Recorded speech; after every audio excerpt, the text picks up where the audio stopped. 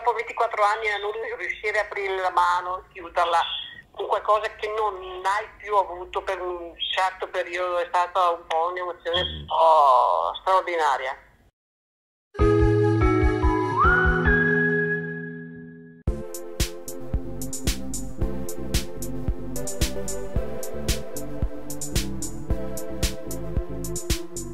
Io l'ho fatto semplicemente perché innanzitutto ho avuto la possibilità, anche per aiutare gli altri che vengono dopo di me, che sono senza, anche loro senza un arto, e di conseguenza voglio dare una mano anche a loro se è possibile, visto che mi hanno dato e concesso la possibilità. L'equipe è stata favolosa, mi sono sentita veramente bene, mi hanno trattato veramente bene. E la prima cosa che ha fatto, che ha potuto provare, qual è stata? Di aprire e chiudere la mano con il mio comando. Finalmente ho detto sono arrivata dove io volevo arrivare. E io ho detto solo ho fatto quello che sono stato in grado di fare per tutti, anche gli altri che vengono dopo di me, per quelli prima o per quelli dopo.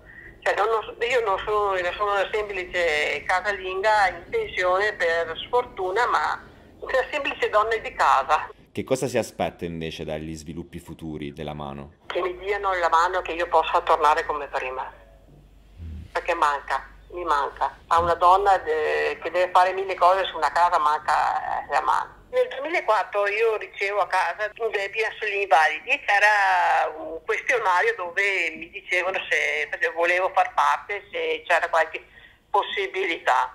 E ho risposto a questo questionario e la famiglia ha insistito, ho detto ok, va bene, ho detto, lo facciamo. E dopo nel 2016 a marzo mi ha chiamato il dottor Granata del Gemelli di Roma.